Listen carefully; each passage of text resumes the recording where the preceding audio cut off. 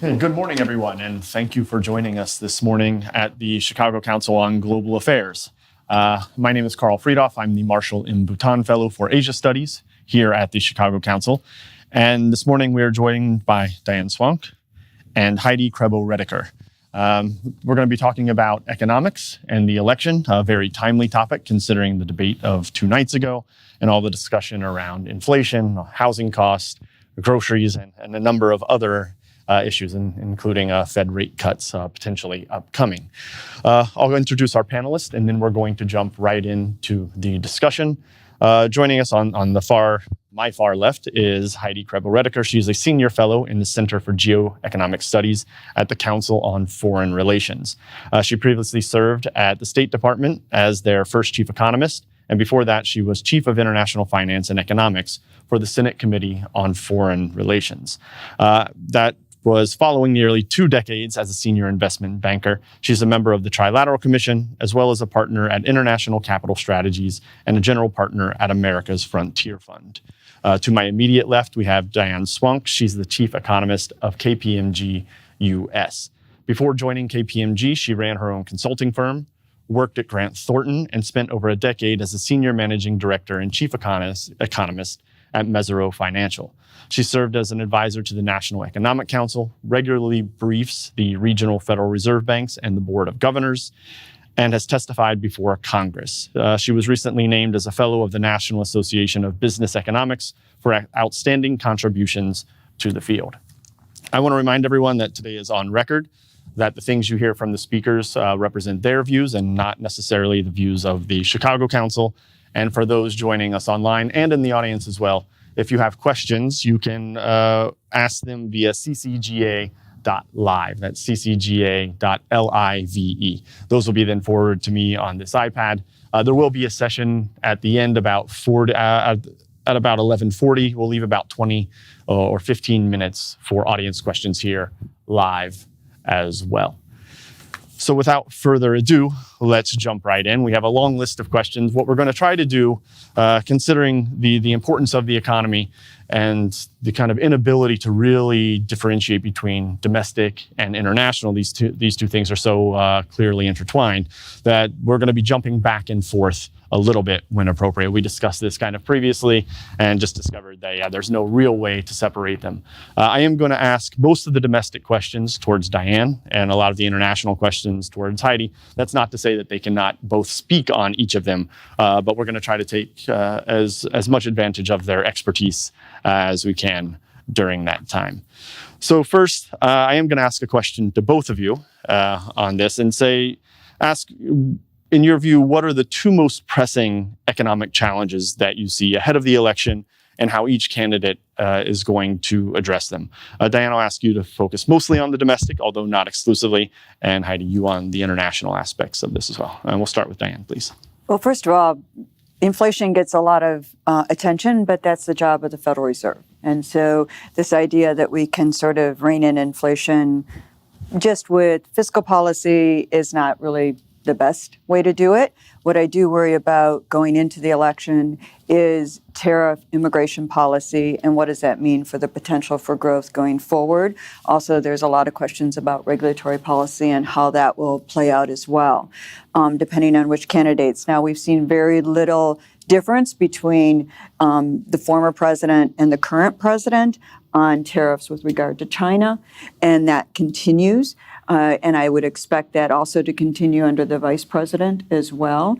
But we do see very big differences in terms of tariffs on a larger scale of items and curbs on immigration and how that will play out going forward. You know, one of the reasons that the labor market has sort of normalized is because we've actually had a lot more people looking for jobs, and that has helped to ease some of the upward pressure on wages that we saw and the extremely acute tight labor market conditions we saw. You know, the unemployment rate fell to a low of 3.4% in April of 2023. That is extremely low. So some of this easing that we've seen is actually because we have people who can now fill jobs that oftentimes native-born do not fill. What's really interesting about those issues is that as I look forward, both curbs on immigration and tariffs are both inflationary and they limit growth. And that's something that I worry about because here we are in a moment where a window is open for hitting and nailing a soft landing. And for Jay Powell, this is his legacy, really, as head of the Federal Reserve. And one of the things that concerns me is that window may be very narrow.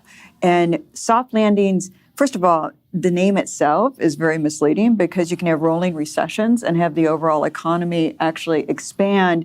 And so a lot of people say, it's been very turbulent, even though we're looking at what is technically still very probably a soft landing. But they're rare and they take skill and luck. We've never had one. The 94, 96 sort of rate hiking cycle, and I can go into that in depth, was not the same. At that point in time, Chairman Greenspan was preempting what he thought was a inflationary environment, not battling a blistering bout of inflation. So, this is a narrow window, and whatever happens in November could be very consequential in terms of policies that are implemented via spending, taxes, tariffs are taxes, curbs on immigration. All of the above could change the dynamics very dramatically for the direction of the Fed at the very moment when we're finally going to get some relief. Heidi? So I would add to Diane's very good opening comments on what the challenges are, and add on the domestic side. I think just the cost of living, of caring for children as well as elder care and senior costs, medical costs, and then I would add to that the skill gap. We've made an incredible investment in our future over the past 4 years through the Inflation Reduction and Jobs Act. We have huge infrastructure investments, CHIPS Act money, and we don't necessarily have the labor force that has the skills to actually fill those jobs that are there right now, and that's going to be fundamental to the success of the economy. And then with all of the plans that we've seen about how to take on some of these challenges, whether they're housing costs or lack of housing supply, how we're dealing with immigration, how we are dealing with many of our pressing challenges, we have a deficit. And it is extraordinarily large right now. With the proposals that are on the table for both candidates, they would increase the deficit, but we don't really know. We have a lot of estimates out there in terms of range. And from the early estimates, especially because 2025 is a very big year for tax policy, that if we have just the rolling over of the Trump tax cuts, then you're going to have anywhere from $4.5 to $5.5 trillion of additional deficit added over the next 10 years. And so how do we pay for that? We have a lot of things that we need to pay for, but the question is, how are we going to pay for them? So I would, on the domestic side, on the international, I would put overcapacity and spillovers coming out of China right now. It's not just a problem for the United States. It's a problem for Europe. It's a problem for all of the industrialized economies, and it's a problem for emerging economies as well.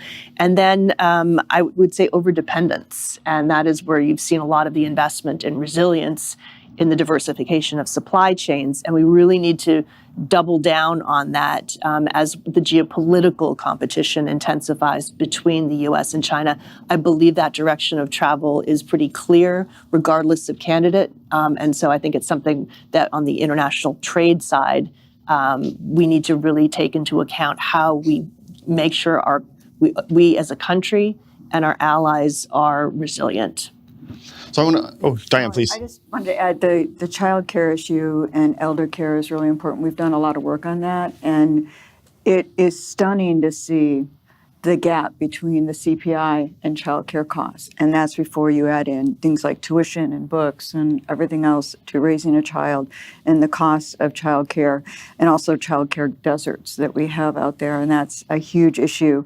It's also dramatically affecting our participation in the labor force. And one of my colleagues, he's just actually working on it right now. He had just texted me and asked me if he could get me to talk to him for a little bit to figure out some of this stuff. But he was coming up with some of the hours missed due to childcare problems.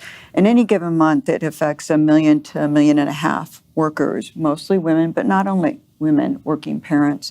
But that is really, making it even harder to make ends meet in a world where we have these high price levels, which I think is really important. The other thing that I think is important, and I would love to hear both Carl and Heidi's view on this, we look at things that no matter what happens, there is a major backlash to corporate America. The anti-corporate sentiment is at a record high, and it's now spread equally between both parties. In fact, favorability of large corporations has now dipped to levels that used to be commensurate with our political leaders, which is not great.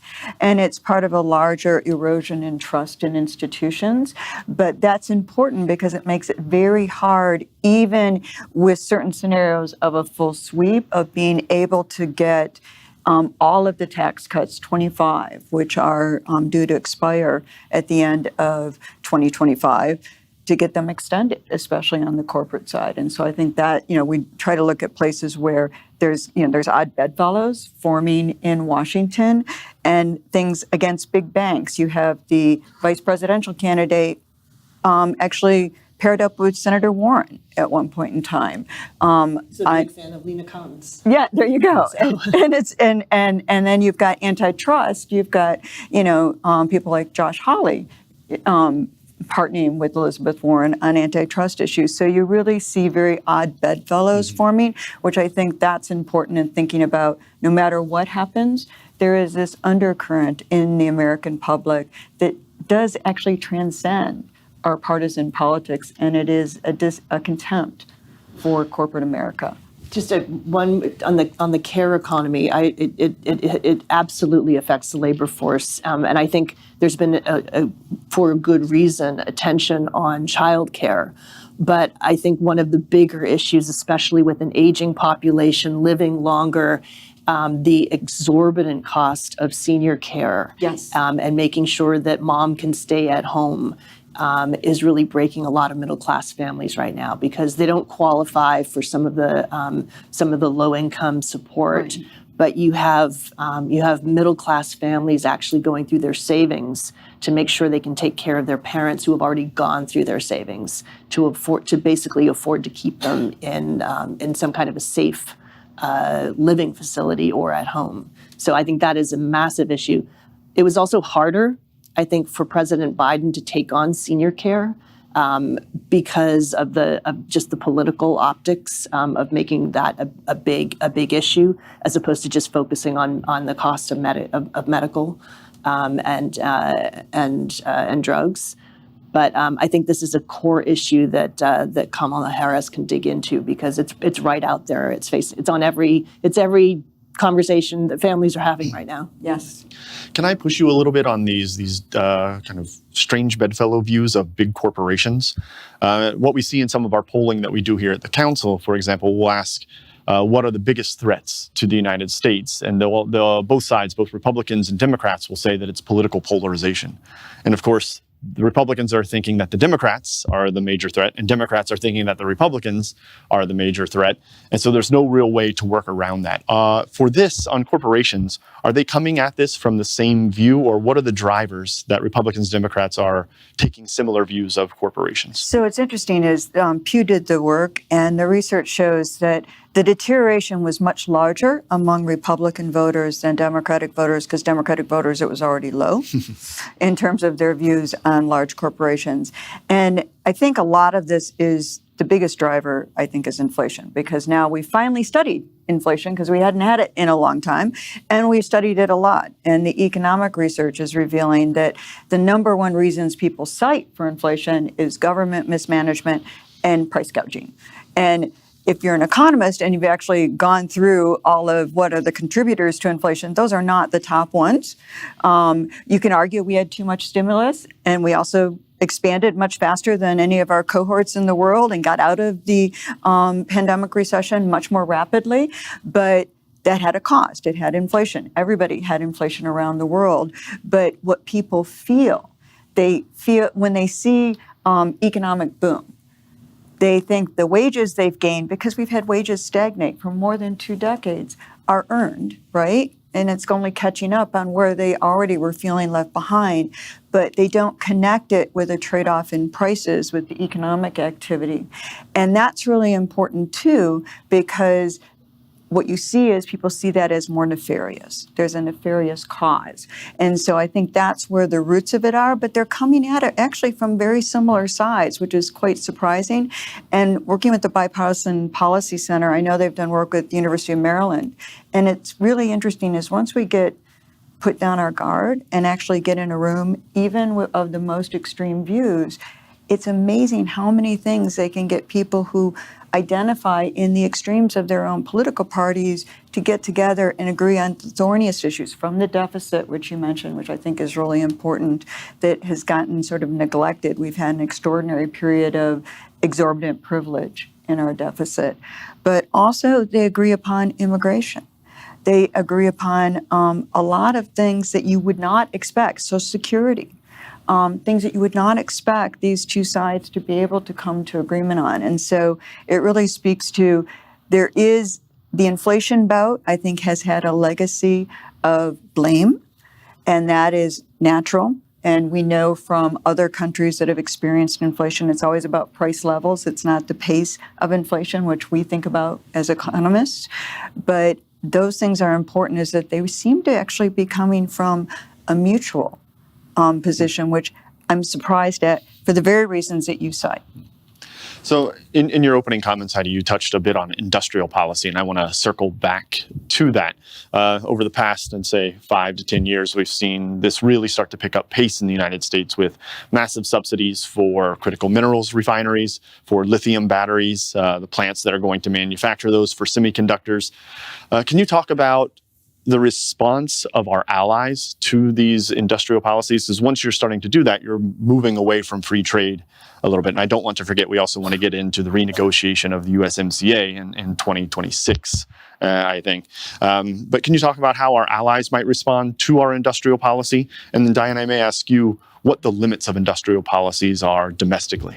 So I think, using the term industrial policy, it captures a great deal, a very wide range of tools that the United States has used to, again, invest in long overdue investments in infrastructure that have spanned into energy. And the definition of infrastructure has actually changed quite a bit and expanded. Energy, clean energy, the IRA, and the huge the overdue investment in clean energy and the whole transition economy, and the CHIPS and Science Act, really to make sure that we are that we don't lose the innovation that we're so proud of in the United States, that we actually don't have so much dependence on a few sources for some of our advanced technologies, advanced computing. We went from about 37% of the semiconductor industry to about 12 as of 2021, and I think that is something where, if you are so dependent on Taiwan, on China. We saw the breakdown during COVID and what happens to supply chains when you have overdependence. And so building that resilience, I think, is important. On industrial policy, the way the U.S. has done it has been with tax credits, with outright grants, but most of the grants have been for innovation, for workforce development. A lot of the support has come through loans and loan guarantees. I think the emphasis is, how do we catalyze private sector investment? And that is a huge distinguishing factor, because the power that the U.S. has in our capital markets and our investment is the only way that we're going to be able to step up and compete with a country like China, which their industrial policy looks very much like there goes the state plowing in a massive amount of their GDP into the industries that they determine are the right ones to invest in.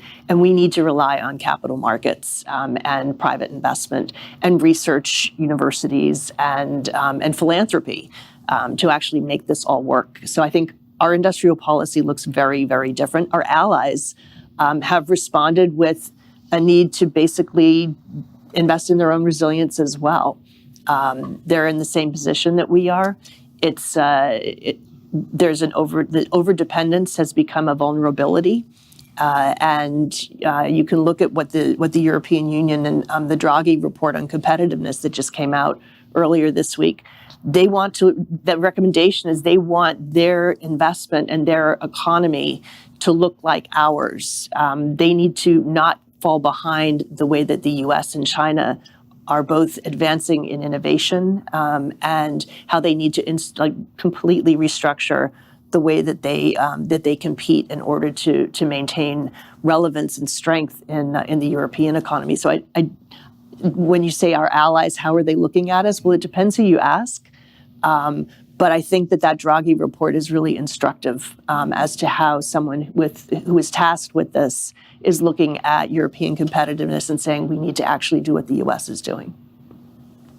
So I understand all that, and I really it's such an honor to be here with Heidi because she brings into the lens of our security and also where we stand in the country, and I think that's really important. As an economist, it's really hard for me because I look at our labor force, and you mentioned that in the early issues, we do not have people trained to staff these plants. On minerals, mining engineers, over 200,000 are going to retire out of the system between now and 2030, and we're only graduating, in the hundreds a year, and that's a big gap. Now, can we get them through immigration from other countries like Australia? That is a big if. Can we do that? And we are really short on these workers to be able to scale up. And I think it's unfortunate for me as an economist. I understand why they named it an Inflation Reduction Act. I mean, it was an industrial policy and it was designed to do certain things to help us competitively. But is it inflationary? Yes, it was inflationary, along with a lot of the additional stimulus when we didn't really know how much we needed. But there was additional stimulus done, and that added to our inflation problems as well. So, I look at one of the things I'm most concerned about is our labor force and our labor force preparedness, and how are we going to leverage up, and how are we going to be able to leverage a global labor force that may be better equipped when we've got a lot of backlash, regardless of political party, on how many people we let into this country as well. And just to tie this back into the election and the candidates, do you see a major difference between the candidates on industrial policy, or do you think they're basically going to continue down fairly similar paths on this? I'll let you go on that one. So I think the impulse to invest in the U.S. In the economy for resilience is an impulse that both candidates have.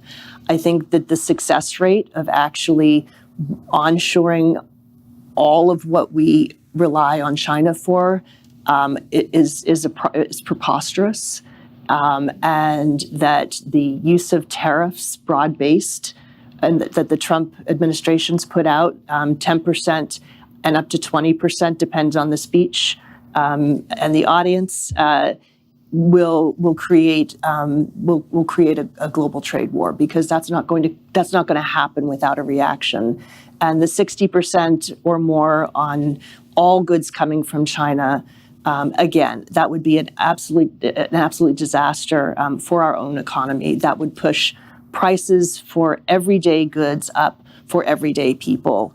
And that is offensive to me. I also don't understand how we remain as a dominant reserve currency if the policy is to slap 100% tariffs on every country that doesn't use the US dollar as its main currency of trade and interaction.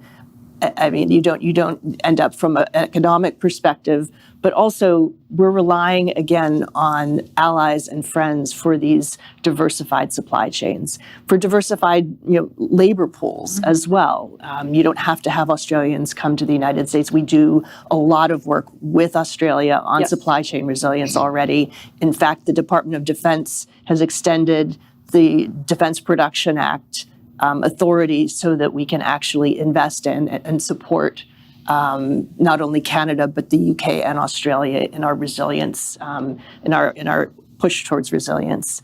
So I do think that there are very different approaches to how these two candidates would actually get to industrial policy and what the fuller basket of policies would mean for what America would end up at the end of the day.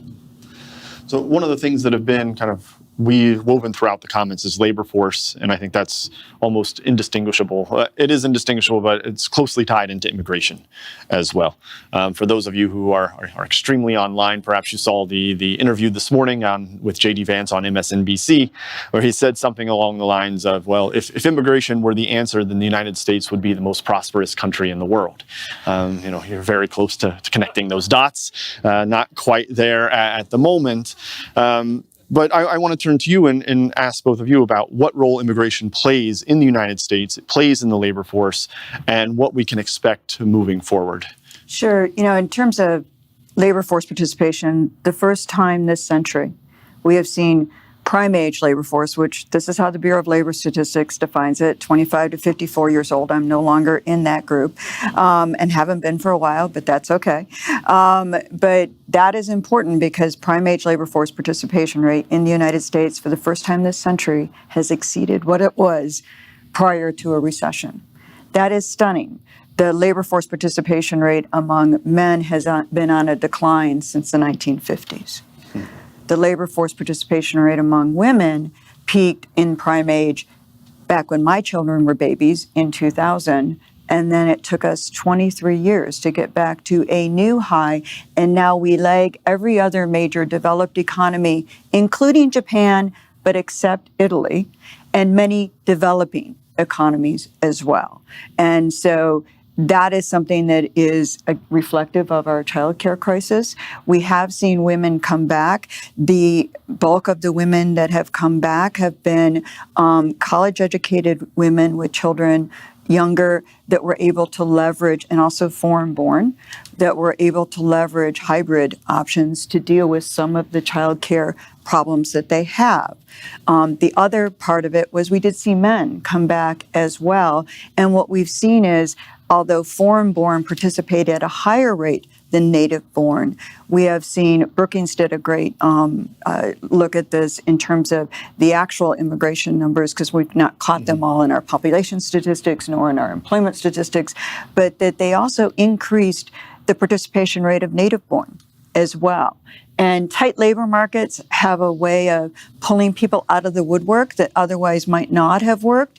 But the idea that the last time we saw major improvements in labor force participation was the latter part of the 1990s. That was also the last time we saw income inequalities narrow instead of widen. And so participation is key. Immigration clearly plays a huge role, but it also increases and has spillover effects on the participation rate of native-born as well. And I think that gets lost in translation. It's not a zero-sum game. It's not that some immigrant has taken someone's job. They often fill jobs that native-born would not fill, or they actually are additive to the entire system. And I think that gets lost in translation, but has been a huge role in boosting not only the potential for the U.S. economy to grow in recent years, but easing some of those inflation pressures as well that people don't connect up with a booming economy. So I would add to that. Look at where our unicorns are all coming from. They are coming from non-U.S. immigrant talent that are bringing their ideas and their creativity to the United States because of our markets and our innovation economy. We are very supportive of that great idea in a garage that ends up being a game changer for the world of technology. And so the numbers of either foreign-born or co-founders who are foreign-born is astronomically high. We don't get that without immigration. And on the lower side, construction workers, about a quarter of our construction workers in the U.S. are foreign-born right now. So if you want to be building all of the new housing units, if you want to, we actually need to have people who have those skills and are going to do that work. So I think there's so many different parts of the economy that benefit from immigration. I was going to make a snide remark about Yale Law School and what they're teaching there about immigrants in the economy, but that would be welcome as well. Feel free. But then I defend a good chunk of the current White House. So I think that there's such a great case to be made for legal immigration, and I think that there's a very great case to be made that illegal immigration there have to be lines, there has to be a process, and it's unfortunate that the bipartisan immigration legislation did not make it through because President Trump wanted to be the one who solved that problem. That's unfortunate, but it's a fact of life. So we have about 10 minutes before we open it up to full Q&A. Just a reminder that if you want to submit a question online, it's ccga.live, and then we'll have a microphone there. So when you have a question, you can go in and line up. I promised earlier that we would circle back to the USMCA, otherwise or previously known as NAFTA in another life. And there is currently in the current USMCA, there's a provision that it has to be not renegotiated, but all the parties have to agree that it's going to continue on for, I believe, another 15 or 16 years. And that comes up July 1st, 2026. So we expect that Canada will be on board with the new President Sheinbaum in Mexico, that there should be agreement there, that this will be extended. And the wild card seems to be whether or not the United States will want to extend the USMCA. Of course, that will look different depending on the outcome of the presidential election. So, Diane, I'll turn to you first if you have any expectations of the future of the USMCA under either candidate or what it's going to look like overall. Well, obviously, if we violate trade agreements by doing across-the-board tariffs, that pretty much nullifies the USMCA. So there's that, which is important. I think there is a risk, actually, under both candidates, just because of the desire to get into the U.S. market and the North American market and North American content by players that are being tariffed at this point in time. And I have to be very careful how I say it. Heidi can say things that I can't. That I can't. Yes, that I can't. But that could create some tensions as we get into 2026. And if we do not approve it by 2026, it goes on a sunset clause by 2036. And to think of that, I actually worked with Bill Daley back in 1994 when I was pregnant with my daughter on NAFTA, and I got death threats. And, that was, I decided it really wasn't worth death threats at that point in time. But, I think that's really important because people really in trade, and I want to put this out there because as an economist, I remember those debates. And trade is always about trade-offs. And it's really important. We're not talking about siloed trade. We're talking about reshoring, nearshoring. All of that's less efficient than just globalization. There are reasons for that, both security and human rights violations that we want to deal with. That said, it's going to be more inflationary going forward and be less resilient, actually, than more resilient. And so there's sort of that issue going on. But the other issue that I think is really important here is that we made a promise, and I'm from the Detroit area. I grew up and became an economist because my best friend's father died, and they went into poverty, and we didn't. And I watched it happen.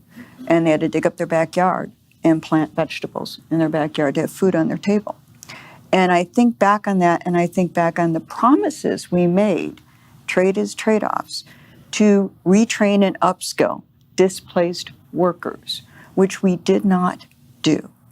And that created vicious cycles of joblessness and families that broke apart, and it had an impact on their children that went over the course of decades. And I think it's part of the polarization that we're feeling today. And that's something that really bothers me, is that we really failed on that front to invest in education in a way that you can't do it from the federal level, because education is funded at the state and local level really by local real estate taxes. And so these are things that I think are important as well, because I remember the 1992 election, and there was someone named Ross Perot who was running. He called Mexico the giant sucking sound. And the NAFTA actually equalized trade. The maquiladoras that were on the border of Mexico were designed to help lift Mexico out of its poverty, but not ship back into Mexico. NAFTA evened the playing field more. And it was built for the auto industry more than anything, which I was a part of and my father was a part of. So, these are things that I think get lost in translation. And it's something that when we're talking about trade policy, it's just too easy to come up with the soundbite answers that sound good to people, but they don't really deal with the core problems that we're facing. Heidi, do you want to follow up on that? And I know you're based in D.C. and kind of also give us a feeling for what is the attitude towards trade and international trade and trade agreements in D.C. at the moment or recently. So, I mean, I would take what Diane said about the politics of it right now. I think it's going to be difficult, regardless of the candidate moving forward. On USMCA specifically, what you were referring to, the jobs lost, the lack of investment that left a lot of workers behind as a result of some well-intentioned but misconceived ideas of trade and all of the benefits of trade without taking care of the other side. A lot of that came from the first China shock. Yeah. And so I think when I look at the USMCA right now, you have the second China shock that's coming with a lot of the overcapacity, with the inability of China to actually absorb its own investment, particularly in the auto industry. Canada, the U.S., and Mexico, as you mentioned, it was really designed, that trade agreement was fundamentally designed for what we now have, which is a highly, highly integrated automotive supply chain between the three countries. We want to continue that. There's a great deal of investment, long-term investment that's been made in those supply chains. But you also have a lot of Chinese companies coming to set up sort of kit car factories and trying to use the USMCA to get around tariff barriers on Chinese EVs right now. China did come and surprise the world out of COVID with becoming the leading auto exporter in the world last year. And so I think we haven't really come to grips with what that means. It's not just EVs. It's I think 3/4 of their exports are traditional gasoline, internal combustion engine cars. But they want to come in through Mexico. And they're looking to do that with other countries that have free trade agreements with large markets who are also putting up tariff barriers against China's overcapacity right now. So that's something that will be a big issue to deal with. If they're Chinese manufacturing Chinese cars in Mexico, how do we actually deal with that in terms of making sure that we can implement the tariffs that we just put on overcapacity coming out of China's auto sector? So the Q&A session is now open. So if you have a question, please stand up. I will. We got a few already. Okay, it's going to make my job quite easy, apparently. I will ask you that when you ask questions, they follow the 3 good rules of question asking. So number 1, please give us your name and perhaps your affiliation.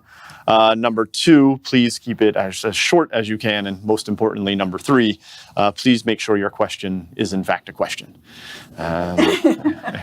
With that, I'm please. Neville Gallen. I will try to follow those three rules. I have two questions. One is domestic and the other one is international. First off, the domestic, this deficit we have is massive. What is the estimated size that we could really handle before we collapse under the weight of this debt? And the second question is international. With the rising of BRICS, how is that going to impact our trade in the future? Because they're not looking very friendly at all, the way they're developing. So those are the two questions.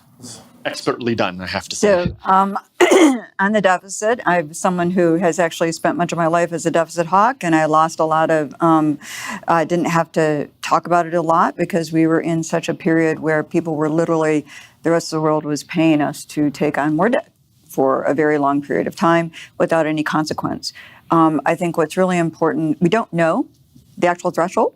However, the more we continue to put chinks in the armor, and Heidi can probably address this too, of the reserve currency status of the US dollar, or if we were to preserve a depreciation of the US dollar, which is one of the proposals out there as well. And the more we put constraints, the SWIFT rules that were used to penalize Russia when they invaded Ukraine. All of those things are chinks in the armor of the US dollar. Now, it's still much larger than it was in international markets than it was in the 1980s when they did the Paris Accord and they did a depreciation of the dollar back then that was organized and coordinated.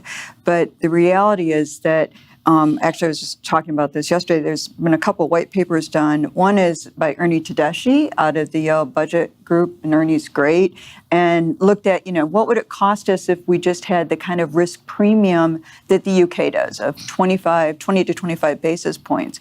It would reduce over the next decade or so overall GDP growth by 1%. That's a lot. And net worth by $50,000 a household. That's a big shift.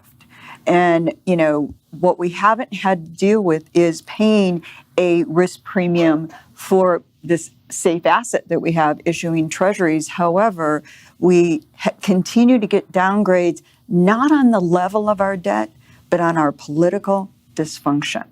The fact that the downgrades that we're seeing in financial markets on our debt is coming from the shenanigans that come from lifting the debt ceiling, which is an archaic law, was never meant as a weapon of mass destruction to default on our debt deliberately, which, by the way, comes up again in early January and has to be lifted. It was suspended and has to either be suspended again or lifted.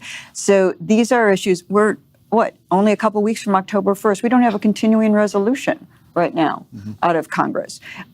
These are issues that I think are larger, and I actually, Wendy Edelberg, who used to be at the Congressional Budget Office and is now heading up the Hamilton Project at Brookings, she's argued that our ability to retain our status, our exorbitant privilege as a safe asset really depends on us being credible human beings and saying that we will make good on our debts, even if they're large. And it's not as much the level of debt we have, it's the political shenanigans behind it and the willingness to sort of play with that.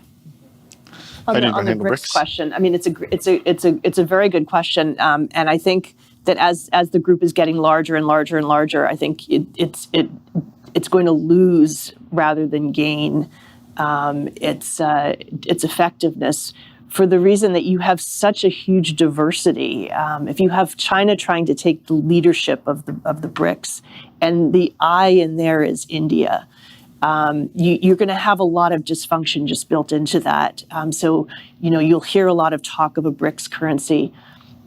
I don't see that coming anytime soon. I do think it's important to understand that there are a lot of countries that are caught in the middle of a geopolitical rivalry between the United States and China. I also think from an economic perspective, there are huge opportunities for countries to benefit from the China plus one strategy that a lot of companies, a lot of multinational companies, including Chinese companies, are doing to invest in third countries. And also, the groupings, BRICS, doesn't have to be completely mutually exclusive with other sort of mini lateral as opposed to sort of full multilateral organizations and groupings that are forming. You've got the G7, the G20, you've got BRICS, you've got you've got some security relationships that are also having an economic component. I'm looking at the Quad between the U.S., Australia, Japan, and India. And looking at how those are deepening both security and economic. So I don't worry as much about the BRICS. I do think that the grievance that it becomes an anti-Western platform is going to compel some to join, and maybe there'll be benefits from that, and also keep others from not joining. So I don't think that it's as great a threat as some people make it out to be. Yes, sir, at the microphone. As you have stated, China is one of our major competitors. If I can rephrase what you said, if that's correct, in the field of innovation. And on the U.S. side, the U.S. regulation from the Department of Commerce has tried to stop China from procuring advanced semiconductor chips so that they can progress their artificial intelligence policy. There have been reports, most notably in the Foreign Affairs magazine, that this policy has been counterproductive, and not only counterproductive, but incentivizing China to develop their own semiconductor production, which they are doing. Can you comment on that? I mean, this is a fundamental issue. Are you giving them an incentive to develop their own industries that are banned, because they're banned from products coming from the U.S. to a large extent? Because, for example, Huawei is on the entity list, okay? And they've been on the entity list for about 5 years. So that's one of the companies. And then you see lots of articles in Wall Street Journal, Bloomberg, and so forth that say Huawei has risen above the U.S. restrictions and developed their own semiconductor chips. So that's my comment and my question as to what your thoughts are on that. Thank you very much for your time. My name is Art Franczek, by the way. I got rule number 1 right there at the end. So I think it's important to understand that the restrictions are on a certain small number of the most advanced chips that the BIS has for export controls, and the ambition there is really for the most advanced computing innovation, and that is also for the individuals who have that knowledge to actually participate in the transfer of that technology because of its huge dual use. And the ability and the fact that a lot of the technology was going into the PLA and into basically growing a capability for whether it be engaging in a potential invasion of Taiwan, in its aggression in the South China Sea, in gearing up for what would inevitably be, hopefully not inevitably, but a proposed conflict between great powers, being the U.S. and China. And so I think that making sure that we don't contribute to what would go into China's most advanced war-making capabilities, where we would have to then defend against innovation that is largely, it's funded by the research labs, by the Department of Energy, by Defense Department, and and then has grown into huge, huge innovation winners like the companies that and love, who are trading at very significant premiums right now. Will China be able to catch up? I think that they will try, but I don't think that that their incentive is any greater now than it was before. They wanted to actually develop this capacity anyway. It's just whether they could buy it from us or steal it, and the desire to cut off the channels that we are able to is one that I think it's a moving target, but I think you're going to continue to see it, because we absolutely cannot be the source of the innovation that goes into China to feed its military. And just to dovetail on that, there has been economic research that is really pretty compelling, and that is, it gets back to the point you made about the Draghi report and the innovativeness here in the United States, and the quality of patents when they're in multinational firms versus in firms that are state-run, in particular a certain state that I'm not going to say right now, but it relates to this. The quality of the patents, once the people are outside of the constraints, go up dramatically. And that gets to some of the oppressive nature of when you have a planned economy, it is very hard to actually do the kind of innovation. And you mentioned stealing and things like that. These are things that are important to consider when you think about their ability to do what they do going forward, because the innovative nature of our economy is pretty unique, and it has gotten more dynamic since the onset of the pandemic, and that is very important. And it is something we want to preserve, but it also gives us a unique edge. Cutting off multinationals does change the equation. Yes, sir, at the microphone. Excuse me. Hi, my name is Lawrence Heath. I do a lot of work on supply chain resiliency. So earlier we were talking about U.S. industrial policy. My question is, how can we ensure that this policy is economically efficient and globally competitive, especially for select products where the Chinese are quite innovative? So like lithium-ion batteries, for example, crystalline silicon solar panels, and does not lead to regulatory capture by select corporations that could potentially have inferior technology and just enjoy protected access in the U.S. market. I'm going to dovetail on that and broaden it out a little bit. We saw Jake Sullivan talk about the high walls, small garden. And so how do we make sure, where do we draw the line about where the walls actually are and how big the garden should be? I think those two things are fairly related. So I think the high fence, small garden is much more related to that advanced compute, quantum, biomedical, advanced research, that sort of the small basket of technologies that he referenced in that original speech. The question of where China's sort of very much leapfrogged ahead is in the battery technology, in EV technology, and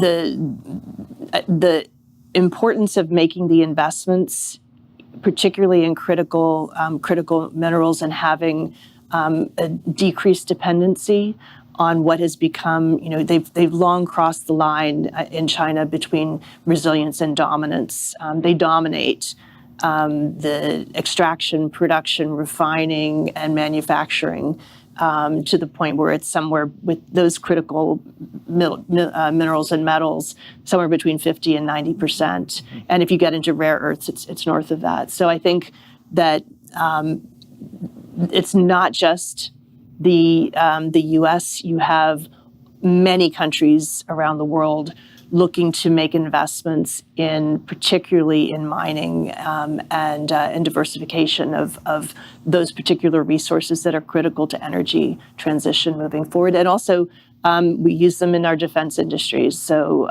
we need to actually make sure that the overdependency is not a vulnerability. Understand about it's about picking winners, and I think we're going to have to make sure that there's enough oversight, which is built into our system, but that there's oversight into what those investments are, and that there's transparency, and that you have bipartisan support for making sure that we are resilient in the areas where we are extremely vulnerable right now. Well, let's take a question from online. I think this is one that we've been talking a lot about: industrial policy, tariffs, and there's a question here that, in general, we've said that they're inflationary, that they could spark a trade war if they're done at high levels. This question from online: are tariffs really so bad? Doesn't a degree of protection grow our industrial base and generate needed revenue to rebuild U.S. infrastructure and boost semiconductor production domestically? Diane, how would you respond to this? Tariffs are not the most efficient way to do that. I do think I understand there's a gap between what's economically efficient and what is best in terms of optimal for security issues. That said, the way tariffs work is that we pay them, and we know when we tariffed, was it washing machines? They went up in price, but so did dryers, and they weren't tariffed because they're sold together. And consumers paid all of that. Now, some of the more recent research shows that also producers paid a lot of it in the United States. But instead of expanding the economy, it's a tax. And, it's sort of, this idea that the other country pays for it is not the case. Now, it's a tax designed to change our behaviors so that we don't buy certain items. And so that is certainly important. That said, when you're talking about taxing like the 60% tariff, the kind of spread of items that it's going to cover is very detrimental to the United States, to the U.S. consumer, and to demand and to production in the United States. And so, you really can very rapidly go down a rabbit hole, especially of tit for tat trade wars, because people respond to these things, that gets you into a situation that is a smaller economy. And that's why I said it's actually stagflationary to both curb immigration, raise tariffs at the same time. And it's why many of the people who are assessing these things, and we've run our own simulations, when you look at the extremes of some of the policy proposals, you get not only a recession, but stagflation erupting, which is a very, very difficult situation. So, it's a very dangerous path to go down. We're already down it. There are reasons for it on a security basis, but we have to be very judicial how we think about it, because what behaviors are we changing, and are there alternatives in the United States? And getting to the earlier comment of some industries getting rents from that themselves as well when they're not the most efficient, and you're not really spurring competition for the best and brightest and best goods made in the United States. So those are the things that I worry about when I look at that. We have 5 minutes left. I do want to get to the last of the in-room questions. So if you can be quick, we'll take all three of them. We might not answer all three of them, but there's still value in asking them. So yes, we'll try to get these in. I've heard skills gap, and I've heard bringing more legal immigration. My name is David Huber. I'm an IT professional, University of Chicago grad, NASA network engineer, and I've been displaced and bypassed by all this cheap foreign labor dumping, like aluminum and steel dumping, because the H-1B is under mode 4 of WTO, GATS, as you know. So my question to you is, do you think American citizens should be first in line for jobs in our own nation's labor market? Thank you. Okay. My question is, can we close the loopholes in our trade agreements to prevent China from using third countries to outsource their production surplus? Thank you. One last question. Hi, my name is Tina Quick, and I'll keep it brief, and it's fine if we can't answer it. But you were talking about how you don't think the BRICS is much of a threat. China just hosted 50 African leaders, I think, last week, and pledged billions and billions of dollars. Is this something the US should be paying attention to? Okay, so I'll open it up to you. You have 1 minute each to address all three of those questions, and then we will close. So should U.S. citizens be the first in line? I don't think people should be checking citizenship. I think they should be checking legal immigration.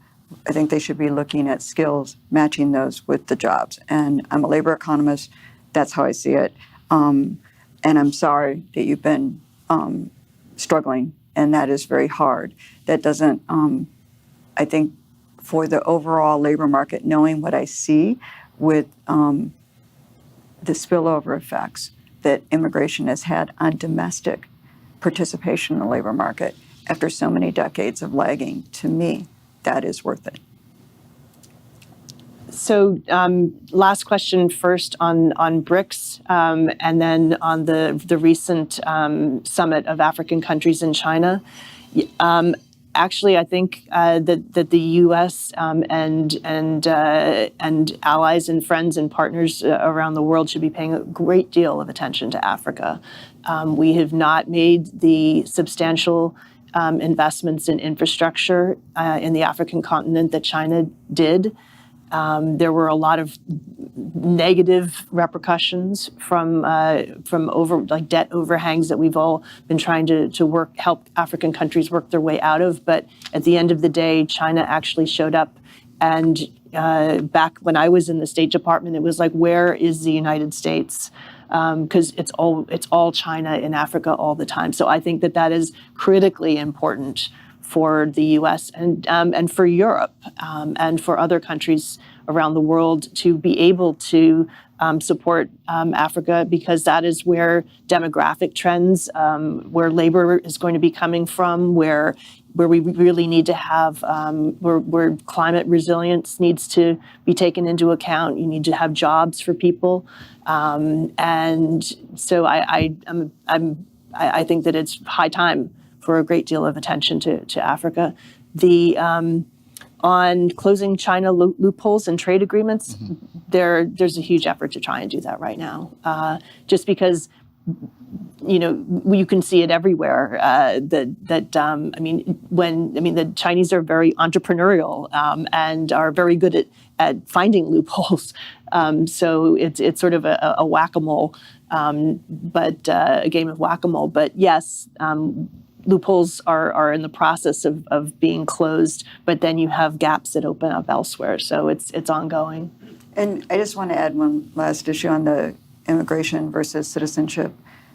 I really do believe that, and you're suffering from a trade situation, that is where we need to put some effort into compensating and keeping people involved in the labor market that have been displaced by trade issues. And that is something that transcends immigration or not. And I think it's very, very important. And it's part of the reason why, after growing up the way I did, I think it's so important that we look at the trade-offs with trade. On net, what is good for the economy doesn't always work for individuals. And we have to be able, as a country, to be able to help those individuals who are displaced by these trade issues to find their place again, because that is not productive at all. With that, we are at time. Thank you to you for joining us, and thank you to Diane and Heidi as well.